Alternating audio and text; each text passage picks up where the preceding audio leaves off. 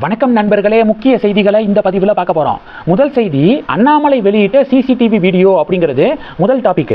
அண்ணாமலை கொஞ்ச நேரத்துக்கு முன்னாடி திமுக கவர்மெண்ட்டை மிக கடுமையாக விமர்சனம் பண்ணியிருக்காரு ஒரு சிசிடிவி வீடியோவை வெளியிட்டு. அந்த வீடியோவில் என்ன இருக்குது?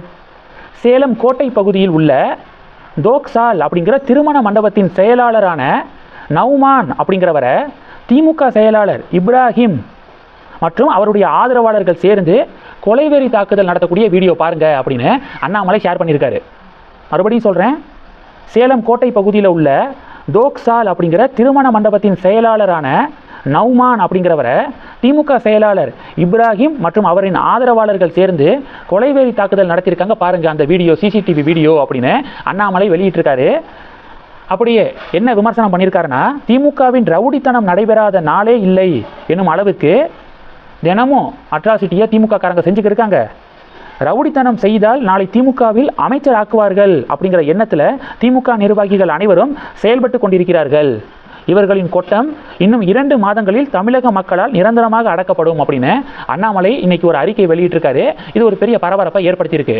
அந்த சிசிடிவி ஃபுட்டேஜும் ஒரு பெரிய அதிர்ச்சியை ஏற்படுத்தியிருக்கு தமிழகம் முழுவதும். இது ஒன்று. ரெண்டாவது என்ன பார்க்க போகிறோம்? உடைந்த திமுக காங்கிரஸ் கூட்டணி அப்படிங்கிறது ரெண்டாவது டாபிக்.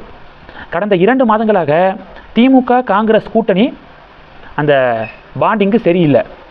பராசக்தி படம் வெளிவந்துச்சா, அதில் ஒரு பெரிய பஞ்சாயத்து 2 பேருக்கும். தமிழகத்தில் தொகுதி பங்கீடு விவகாரத்தில் ஆட்சி அதிகாரத்தில் பங்கு வேணும் அப்படின்னு கேட்ட விவகாரத்தில் 2 பேருக்கும் ஆகலை. இப்போ பராசக்தி பஞ்சாயத்து, தமிழகத்தில் தொகுதி பங்கீடு, ஆட்சி அதிகாரத்தில் பங்கு பஞ்சாயத்து, இதெல்லாம் தாண்டி புதுச்சேரி பக்கம் போயிருக்கு இவங்களோட சண்டை. அதாவது எடுத்தோன்னே 2 பேர் சண்டை போடுறாங்க அப்படின்னா அந்த சண்டையை விளக்குறதுக்கு பல பேர் வருவாங்க. விடுங்கப்பா எதுக்குப்பா அடிச்சுக்கிட்டு அப்படின்னு சொல்லிட்டு வருவாங்க. இதை தினமும் பண்ணிக்கிட்டே இருந்தாங்க அப்படின்னா இவங்களுக்கு வேறு வேலை இல்லை, அடிச்சுட்டு போகிறாங்க அப்படின்னு சொல்லிட்டு முகசுளிப்பை ஏற்படுத்துமா? அது மாதிரி ஆயிடுச்சு திமுக காங்கிரஸுடைய நிலைமை. இப்போ புதுச்சேரியில் என்ன பஞ்சாயத்து தெரியுமா? 2026 புதுச்சேரியிலையும் தேர்தல் தான். தமிழகத்தோடு சேர்ந்து புதுச்சேரி எலெக்ஷனும் நடக்கும்ல. இந்த புதுச்சேரியில் இண்டி கூட்டணிக்கு யார் தலைமை தாங்கிறது அப்படிங்கிற டிபேட்டு. காங்கிரஸ் நாங்கள் தான் தலைமை அப்படின்னு சொல்கிறாங்க. ஆனால் காங்கிரஸை தவிர கூட்டணியில் இருக்கக்கூடிய எல்லா கட்சிகளும் திமுக புதுச்சேரிக்கு தலைமை தாங்கணும் இண்டி கூட்டணியை பொறுத்த வரைக்கும் அப்படின்னு மீதி பிற கட்சிகள்லாம் சொல்கிறாங்க. சமீபத்தில் காங்கிரஸ் இல்லாமல் ஒரு மீட்டிங்கு ஜெகத் ரட்சகன் தலைமையில் புதுச்சேரியில் நடந்திருக்கு. அந்த மீட்டிங்கில் தான் காங்கிரஸ் வேண்டாம், கூட்டணிக்கு தலைமை திமுகவே இருக்கட்டும் அப்படின்னு தீர்மானம் நிறைவேற்றப்பட்டிருக்கு. இதுதான் மறுபடியும் திமுக காங்கிரஸ் இடையே ஒரு பெரிய புயலை கிளப்பியிருக்கு. மாணிக்கம் தாக்கூர் 2014 மக்களவை தேர்தல் முடிவுகளை சோசியல் மீடியாவில் வெளியிடுறாரு. புதுச்சேரி தொகுதியை பொறுத்த வரைக்கும் காங்கிரஸ் 26% வாக்குகளை வாங்கியிருக்காங்க 2014. திமுக வெறும் 8%. 8% வாங்கியிருக்கக்கூடிய வாக்கு வங்கி இருக்கக்கூடிய திமுக புதுச்சேரியில் கூட்டணிக்கு தலைமை தாங்குவதா அப்படின்னு மாணிக்கம் தாக்கூர் கேள்வி கேட்டிருக்காரு. உடனே திமுக காரங்க, அது ஓகே 2014 நீங்கள் பார்க்குறீங்க, 2021 என்ன நிலைமை? 2021 திமுக காங்கிரஸ் எல்லாம் ஒரே கூட்டணி தான். மொத்தம் 13 தொகுதிகளில் திமுக போட்டியிட்டு 6 தொகுதிகளை ஜெயிச்சாங்க, 18% வாக்குகளை வாங்கியிருந்தாங்க. இதுவே காங்கிரஸ் 14 தொகுதிகளில் போட்டியிட்டு வெறும் 2 தொகுதிகளை மட்டும்தான் ஜெயிச்சாங்க, 15% ஓட்சாரு. மாணிக்கம் தாக்கூர் 2014 தேர்தல் முடிவை ஷேர் பண்ணார். நாங்கள் 2021 ஷேர் பண்ணுறோம். இப்போ நீங்களே சொல்லுங்கள், யார் கூட்டணிக்கு தலைமை தாங்கணும் அப்படின்னு திமுக காரங்க கேள்வி கேட்குறாங்க.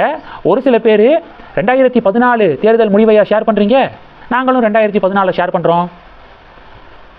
விருதுநகர் தொகுதியில் 2014 மாணிக்கம் தாக்கூர் காங்கிரஸ் சார்பாக போட்டியிட்டார். அப்போ திமுக காங்கிரஸ் கூட்டணியெல்லாம் கிடையாது, தனியாக தான் காங்கிரஸ் போட்டியிட்டாங்க. அப்போது மாணிக்கம் தாக்கூர் எவ்வளோ வாக்குகளை வாங்கினார் தெரியுமா? கிட்டத்தட்ட 3-4% வாக்குகளை மட்டும்தான் வாங்கினார் 2014. அந்த மாணிக்கம் தாக்கூர் தான் இப்போ வாய் பேசிக்கிட்டு இருக்காரு அப்படின்னு சொல்லிட்டு திமுக காரங்க கடுமையாக விமர்சனம் பண்ண, அதுக்கு காங்கிரஸ் காரங்க எதிர்ப்பு தெரிவிக்க, கூட்டணி கிட்டத்தட்ட உடஞ்சிரும் போல. அதாவது ஏதாவது உடஞ்சிச்சுன்னா அண்ணாமலை சொல்கிற மாதிரி கண்ணாடி உடஞ்சிருச்சு, கண்ணாடி உடஞ்சதை எல்லாம் சேர்த்து வச்சு செல்லோட்டையை போட்டு ஒட்டி வச்சுருக்காங்க.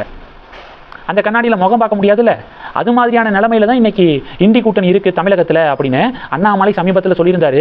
அந்த வீடியோவை பாஜகவினர் ஷேர் பண்ணி திமுக காங்கிரஸ் கூட்டணியை கலாய்க்கிறாங்க. இந்த செய்திகளை பற்றி உங்களுடைய பார்வைகளை மறக்காமல் கமெண்ட் பண்ணுங்கள். தொடர்ந்து கணக்கில் இருங்க, அடுத்தடுத்து நிறையா பதிவுகளை பார்க்க போகிறோம். நன்றி. ஜெய் ஹிந்த்.